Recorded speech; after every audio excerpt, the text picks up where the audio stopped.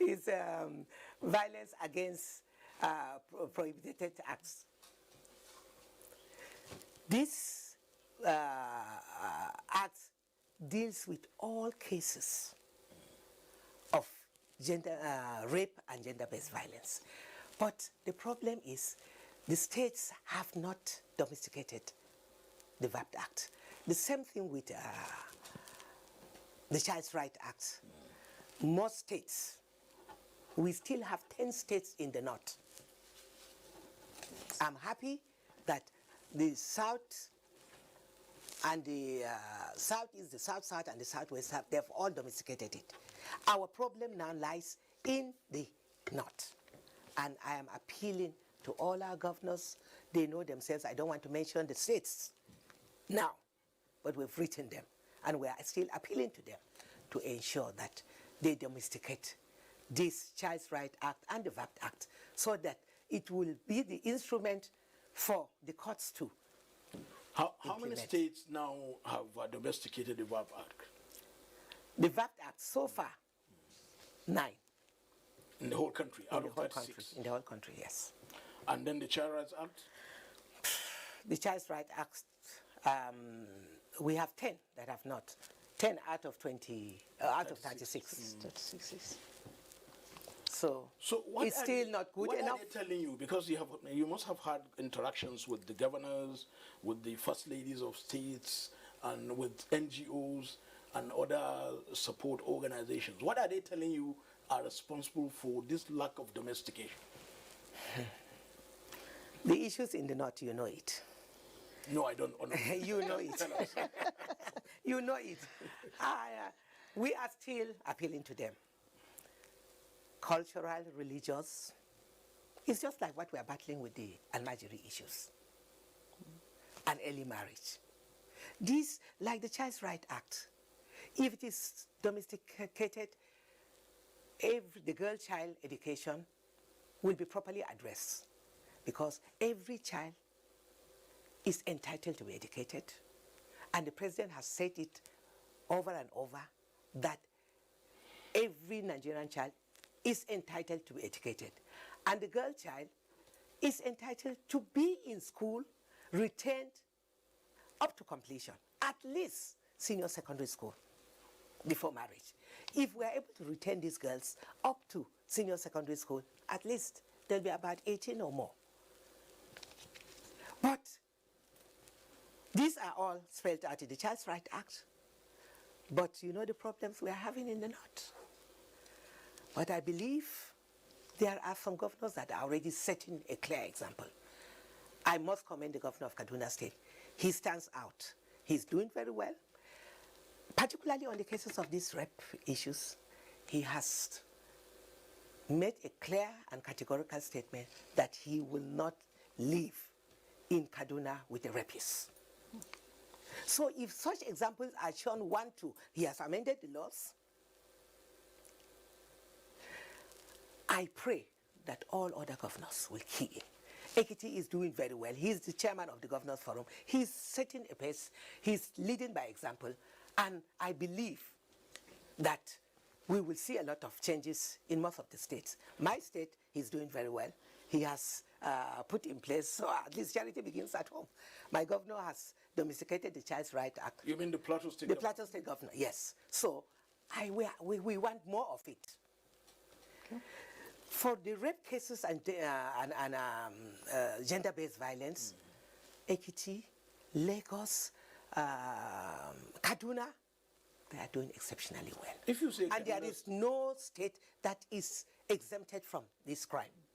If you say Kaduna State is stood out or yes. standing out, in the north, yes. Do you support the governor's stand on what he was reported to have said about the fact that the weapons of rape should be cut off? Very well. If a man can say that, he knows why he said that. He is truly a father, and it's just to set an example. If that is done, it will serve as a deterrent. But it's not provided for in law. So are you going to seek for a legislation? The law has amendment. He has amended the law. Oh, I see. And he has the right to amend the law. Okay, but what are you recommending? The members have agreed. So The law is meant for man. Okay, but Honorable Minister, what are you recommending in your ministry as the punishment for such acts? What is your recommendation? What kind of punishment do you want? What are you pushing for? Why am I commending the governor of Kaduna State? It's clear. So it's the cutting off your tail. Because I know 2 years back there was a rally. Incarceration, Yes. life imprisonment. Okay. If that is done, and swiftly, it will stem down the tide. Because no man would want to find himself in that position. If that is done, 1, 2, 3 cases, I'm telling you, this case will change. You saw what the honorable member said, and he meant it. No, Honorable Minister, let's get your thoughts on this. There are some groups of civil society organizations advocating for a reclassification of rapes to, for example, lustful rape, inciteful rape, and ritual rape, to kind of accommodate the emerging new cases. Because you find out that in the penal code and even the criminal code, it just says rape between a man, or rather a man raping a woman, and that's it. It does not provide for the different 3 months old baby or whatever. The punishment for minors should be worse, because the minors is vulnerable. It's a child. So these laws must be amended to suit the crime. What of the punishment for persons who rape older women, very old women? I mean, it's the same punishment with minors, because it is equivalent to murder. It's equivalent to murder, because most of those old women or babies might hardly survive. Okay. So what it means is the ministry must come in here to begin a process to amend the penal code and the criminal code. And then if yes, when have you begun the process? What are you telling the National Assembly, for example? What are you telling the Attorney General? Have you brought in a kind of private member's bill to effect such amendments? Thank you very much. It is not our responsibility to amend the laws, but the process. I took a memo to the Federal Executive Council that led to the President directing the Attorney General to set up the interministerial committee. And he is the one that handles the judiciary. So it is the responsibility of the Attorney General, and he's doing it. The same thing with the legislature. They are already working on amending the laws. Yesterday, I paid a courtesy visit, or a thank you visit, to the Senate President for the good work he has done. We were received with, by the Deputy Senate President, because, in fact, that was his bill. And he moved the motion, and it was accepted by all. In fact, he said it wasn't his bill, it was the entire, because everybody signed, except the president, who is fully with them, but he cannot sign because he chairs. So that already gives us a sense of hope that our National Assembly are on the right path. The Senate has finished. It's going to the House. And I strongly believe, because from the comments and the body language of the Speaker and all the members in the House of Representatives, I am already commending them, because I know that it's a bill that they will also endorse and pass it. So I'm commending both the Senate and the House of Representatives for being true representatives of the people. They feel the pains we are all feeling, because this is not an issue for mothers alone. It's not an issue for the Ministry of Women Affairs. It is a societal problem that must be treated as such. Okay, still talking punishment, Honorable Minister. Yes. Why does it take the judicial system? It always takes long, before justice is executed. And in most cases, they'll ask you to come with, when a rapee, maybe a victim calls to report, the questions they'll start asking is, where did it happen? How did it happen? I feel the concern should be on the person first. If the person is sound, if the person is okay and not suicidal and all that. Do you have any program by your ministry to address such issues? Maybe distress lines or something to address such matters? Thank you. This is what calls for the putting in place of the interministerial committee. After I presented the memo in council, Mr. President has directed the Attorney General. So it's not just an issue for the Ministry of Women Affairs. It is a collective issue that all hands must be on deck. The judiciary, the legislature, other ministries, the Ministry of Information. We are planning with the Minister of Information to launch a national advocacy campaign right to the grassroots, because what we need to do now is more of enlightenment. All other ministries, the Ministry of Education is deeply involved because children are being raped everywhere. Our higher institutions, the students are being harassed.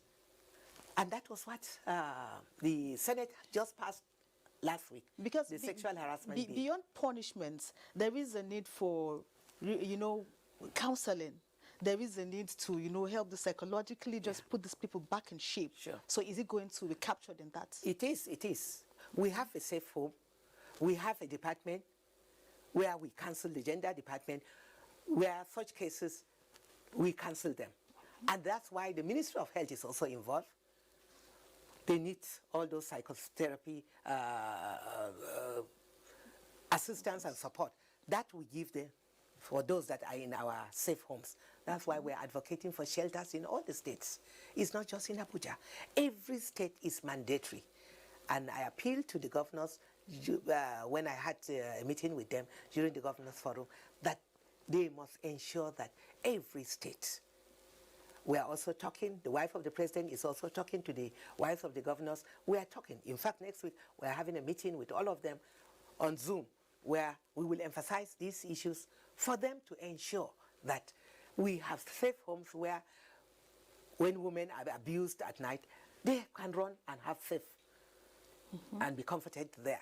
And where the nurses, the doctors can now go there and counsel them and then give them hope. Before rape became an issue, or rather a pandemic, if I may call it so, there were insinuations or where people were liking it, saying it is related with human trafficking. Is it still related with human trafficking? Because with the emerging issues of very, very small babies now being raped, you find out that it has gone beyond human trafficking. But still, has human trafficking anything to do with the issues of rape? Well, they work hand in hand, because when they traffic the girls, they go and use them as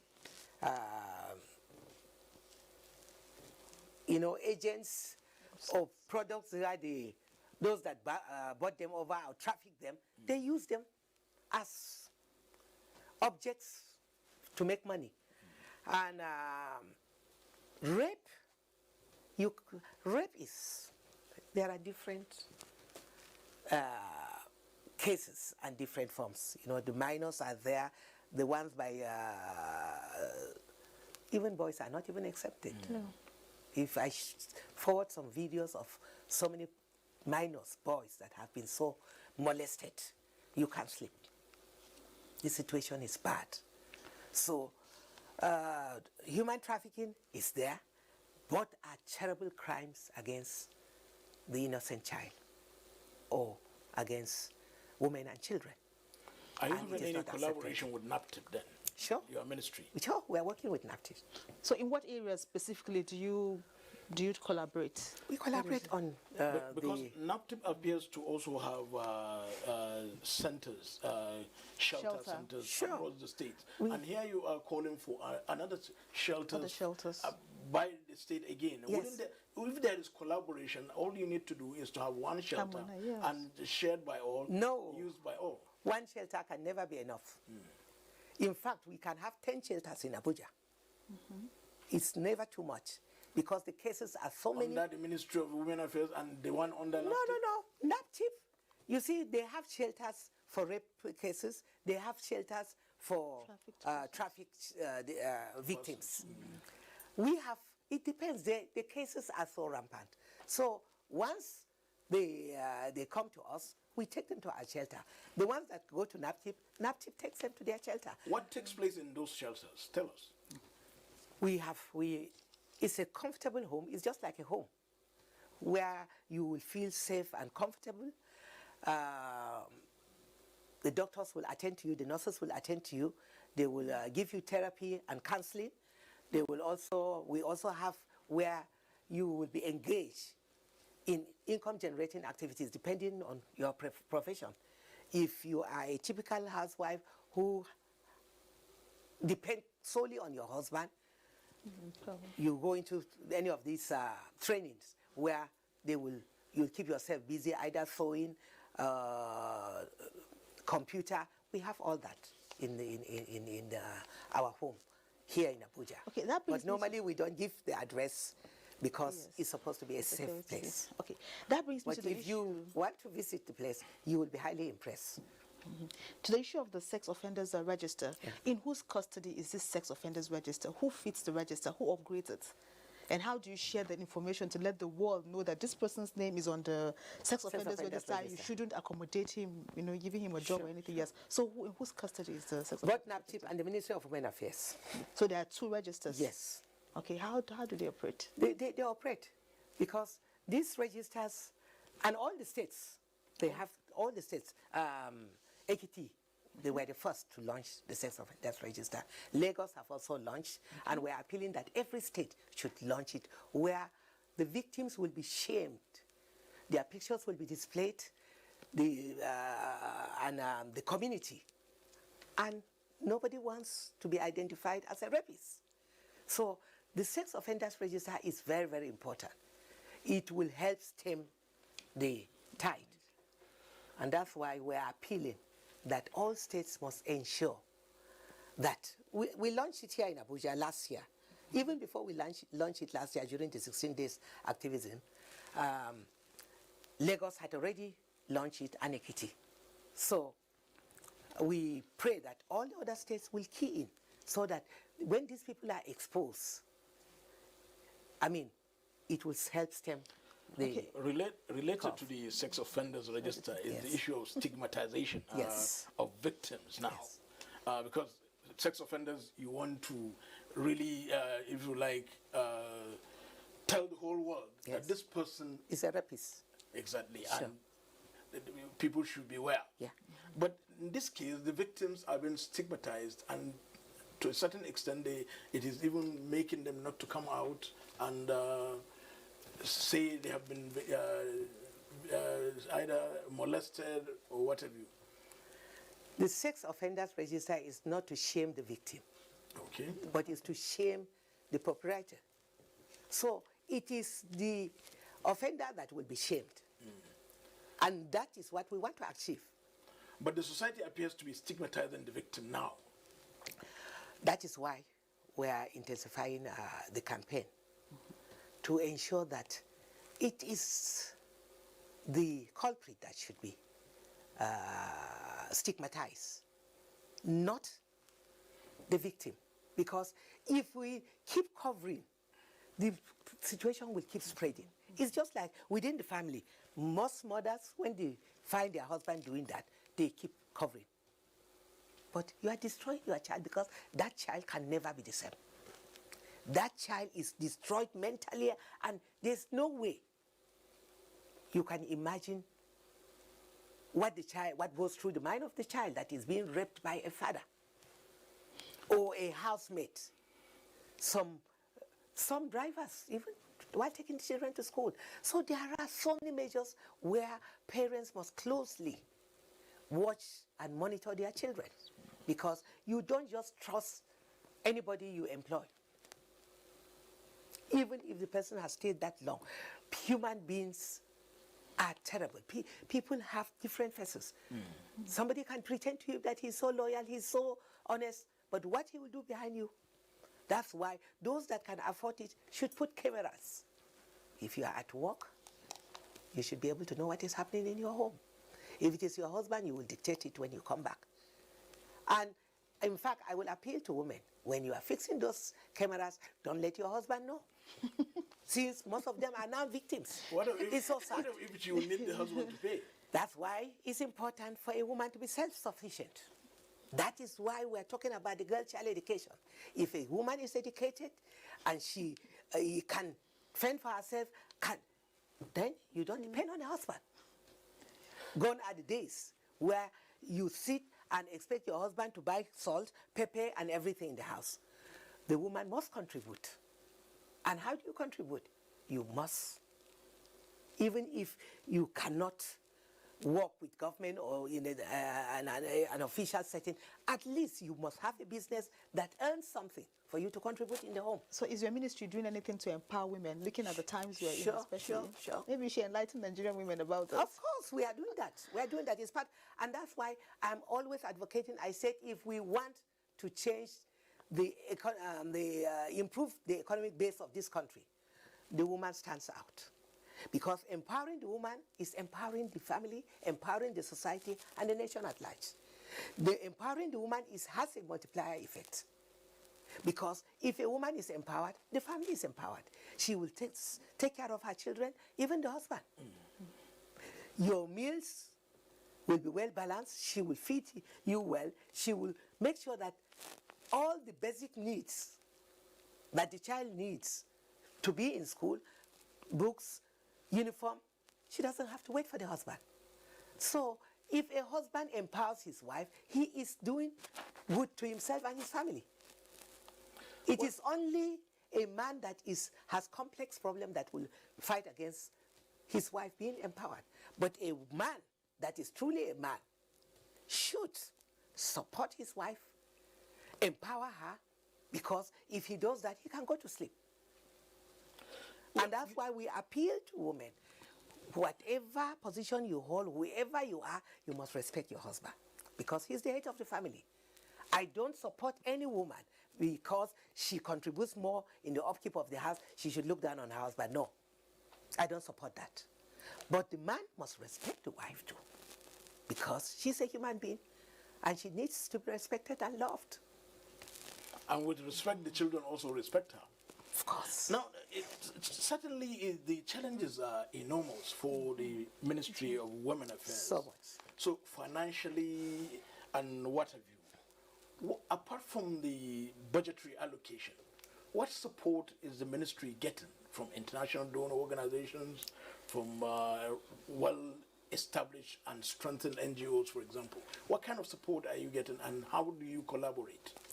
We collaborate with, say, UN Women. We collaborate with UNICEF. They support us on programs that affect children.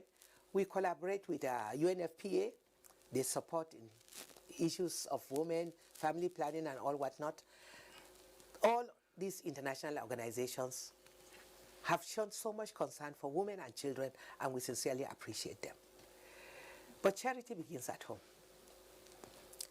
With the unveiling situation of the problems affecting the ministry, affecting women and children, I am sure that next year, I believe strongly that things will change.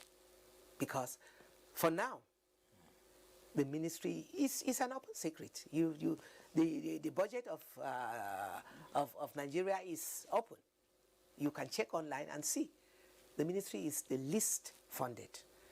But we are addressing the issues, because the issues of empowerment of women is there. We have gender desks in all the ministries. And that's why I always say that Ministry of Women Affairs is not a standalone ministry.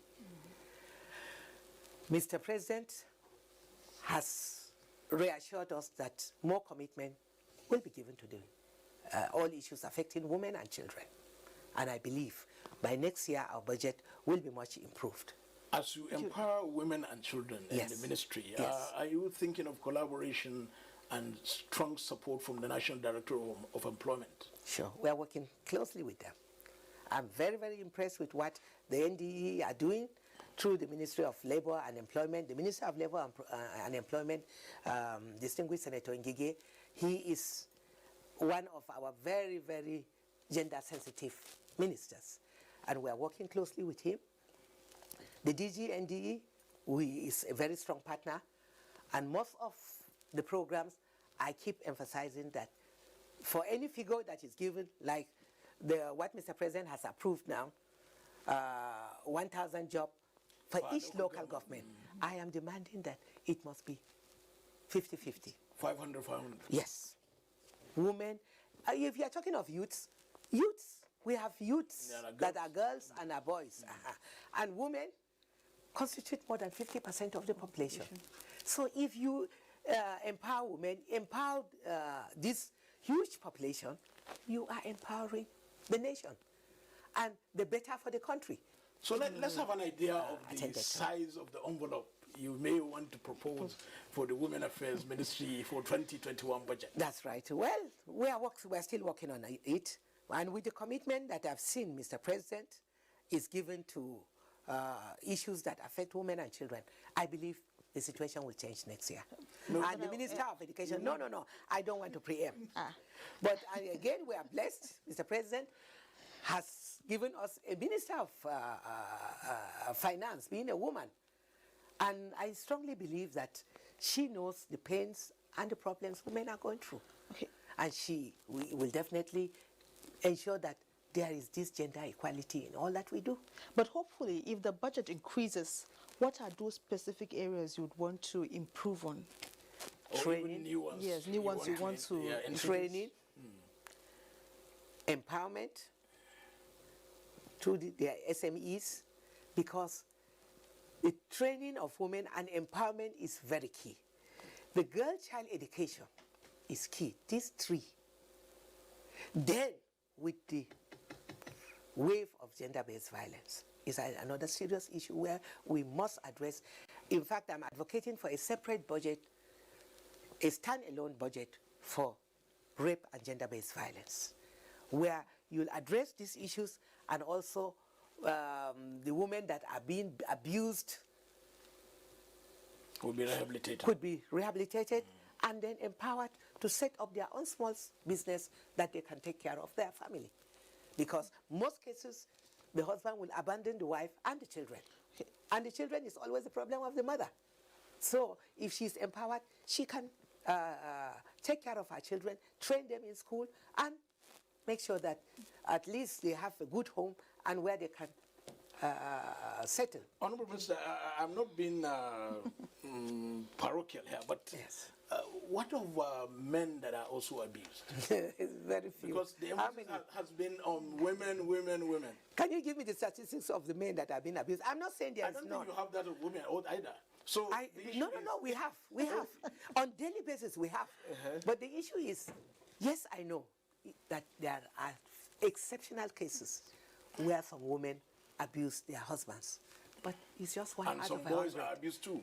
And some boys are abused. So many boys. That breaks my heart, because that is the greatest crime against a child. To abuse the child, to molest the child, you have simply destroyed that child for life. For the exceptional cases you are talking about, where women abuse the men, they will also be taken care of course. But do you have shelters for them, for example? We don't. In most cases, they are always being taken care of. Where? No. How? There are very, very exceptional cases. Their family or somebody, their friends, in most cases, it is shameful for them to even come out and say it. That's the problem. You understand? It is a very rare situation. But we don't support any woman to abuse her husband. It is unacceptable. And I condemn it in its totality, that women must respect their husbands as the head of the family. And when you love your wife, there should be no reason for any gender-based violence. There must be that understanding where there is love and where there is the fear of God. You see, our values have been eroded. We have left everything that we enjoyed to our parents. There's this saying that the family that prays together stays together. Be you Muslim, Christian, prayer is key. When you put God and you know that there's a divine being as the centerpiece in your home, that home there'll be peace. But when you ignore all that and you turn to devilish acts, of course, things will go hellwhere. Just for a man to see a wife in a daughter or an object for you to go to bed with, it's unheard of. And a 3-month-old baby. 3-month-old baby. That is deadly. So we want all hands to be on deck. The society must come out. I want more men to come out and speak and condemn it. It's not just an issue for women to go out, do a walk, carry placards. Let's see more men. You know, I commend the Honorable Minister of Youth and Sport. You've seen what he has done. He has come out, he has condemned it, he has carried placards, and it's all over in the social media. I told them I need more ministers to do that. I need more chief executives, the men, to come out and do that. The DG NTA is doing that. I'm happy, and In fact, we have a permanent thing on the network service. That's right, I've seen it. Yes. I've seen it. So I'm highly impressed, and I need more organizations to do that. DG National Otumba. Orientation Agency. Yes.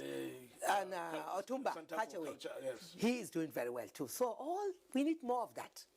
And when we have more, I'll keep acknowledging them, commending them, so that we will have a society that is condemning rape, is saying no to gender-based violence. When you say your campaign, it is not just to carry placard. No. So if that campaign, the national campaign that you're proposing, along with the Minister of Information, Yes. and maybe even Minister of Labor or the Minister of Health, what sort of strategy are you adopting, or will you be adopting?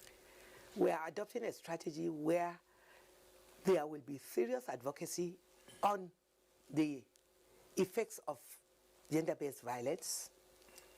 The health aspect is there. The social aspect is there.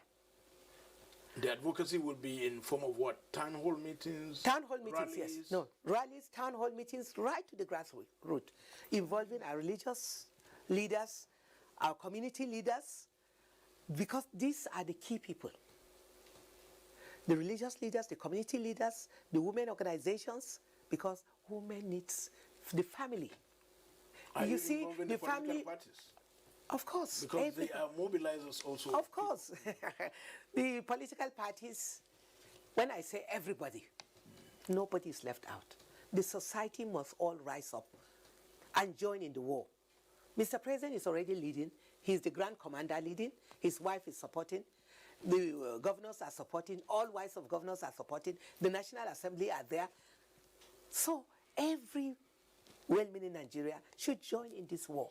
Because if everybody is condemning it and we shame the perpetrators, then we are making a headway. I was going to hit that point. It appears most of the advocacies and rallies we see are just in city centers.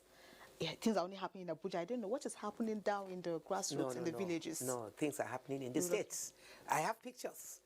The commissioners send us reports. The civil society organizations, National Council of Women Societies, they are doing a lot around the states.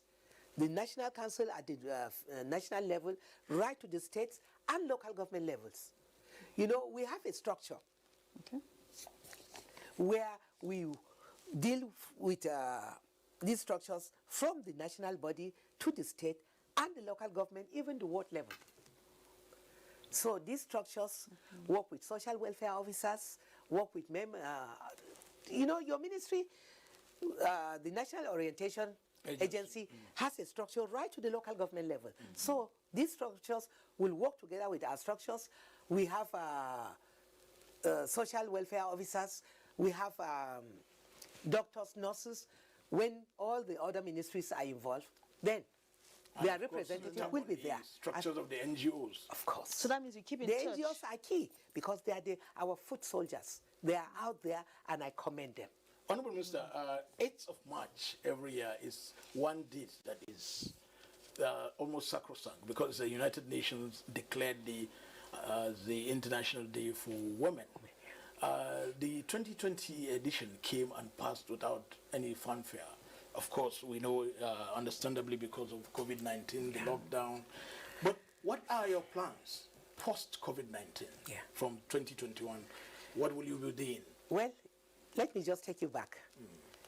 You said this year it went without fanfare. Before COVID-19, we launched. I had a big press conference. The program started on the 20, we launched it on the 28th of March. And it was a 1-week program before we go to travel to New York. Unfortunately, because of the pandemic, we couldn't travel. But activities went on. When our trip to New York was cut short because of COVID-19, we organized local activities. I celebrated women that have, women achievers. I paid courtesy calls. We organized a powerful team of women leaders where we moved out. I paid courtesy calls on all the female ministers. I paid courtesy call on the head of service, and we were reaching out to female chief executives when COVID-19 caught up with us. But we will keep celebrating the women that have achieved so much and are making Nigeria proud and are contributing quite a lot to national development. That brings into issue of women in politics. What can you say about the progress that has been achieved from 1999 to date? Because people just point at the number of women legislators in the House of Reps or in the Senate and say that this year, so it's decreasing and all that. But in totality, as Minister of Women Affairs, what is the progress report?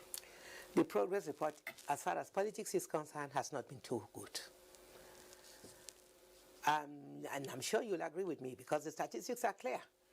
From 1999, instead of going up, it's coming down. And the worst was last year. You mean 2019? 2019 election was the worst year for women in politics. Because Why? We had the highest number of women coming out. Over 2,000 came out to register.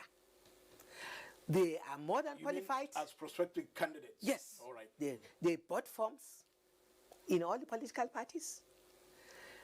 They put their campaign structures in place, but in fact, the you will political agree parties assisted them by not demanding payment for their forms. I understand. No, not at all. Not at all. They in had fact, to pay? my political party was the highest. So don't bring that issue at all. In fact, we rather have more women in the political structure than giving us forms free. You give women forms free, and then you go behind and deny her ticket. It means nothing. So you rather allow us buy the form, and then allow a fair and free election. That's the primaries. We want a good politician will always demand for direct primaries. We are not afraid of indirect primaries. So we are crying out, we are appealing for the amendment of the party constitutions. All political parties' constitution. Not just APC and PDP. No. We are demanding that we need more women in the party structure. And we are not demanding... just a woman leader. No. Men should be ashamed of themselves to just allow one woman out of maybe 20. It doesn't make sense. Other countries don't do things that way. And we are saying that the scale will be imbalanced. Because where you have out of 20, 19 men and 1 woman. Will you support quota legislation? Sure, I will. Where women will be allowed. That's what happens in most of the African countries. What form of quota will you support in Nigeria? The type we have in Rwanda or Uganda? Sure. Uganda, Rwanda, Dakar, Sierra Leone. And you can see the progress of development in those countries. You know what is happening in Rwanda today because of the percentage of women in governance. You know what is happening in Senegal. You know what is happening in Rwanda. So, and yet we call ourselves the giant of Africa. If we allow more women in governance, it will be better for Nigeria. And Nigeria will stand out. There's no country in Africa that can beat Nigeria. If only quote and unquote, if only we follow as a the distinguished model of politician, what Rwanda. are you doing about that? I mean, you are a very seasoned and senior person in the party, your party, the All Progressives Congress. What are you doing to ensure this structuring or restructuring they are talking about? And We I have, know we have made a sometimes- case. Listen, we have made a case. And the letter has been presented to Mr. President last week to ensure that we have more women. And we are appealing to him because he's the President of the Federal Republic of Nigeria. He's the father of all. And if he sets the example in his political party, other parties will key it. Allow the people to make the choice of their candidate. As we round up in my introduction, I did discuss that you are a former deputy governor, former minister of state, now a full-time minister. What will we say then Paul and Talon will be angling for in 2023? Maybe governor of Plateau State? No. You see, I strongly believe that power comes from God. And if God says you will be, nobody can stop it.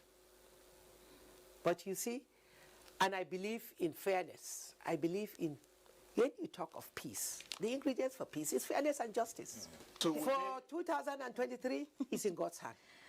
Nobody can predict what will happen tomorrow except God. Yes. Then Paul and Talon, Honorable Minister of Women Affairs, thank you so much for your insights and thoughts on all these cases and issues we have raised, particularly the rising cases of rape in Nigeria. Thank you very much. Thank you. And thank you for all the support. Thank you, ma'am. Enlightening the public to condemn and say no to rape. Nozo Damien Ati is our NTA gender-based desk. Thank you for your support as well. You're welcome. In the past 50 minutes of thereabout, platform engaged the Minister of Women Affairs, Dan Paul and Talon, on the rising cases of rape across the country. She acknowledged the challenge gender-based violence has had and is having on Nigeria's socio-economic development, including the need for appropriate and stringent legislations. That's platform. Thank you for watching. I am Muhammad Kuda Ubakar. Bye-bye for now.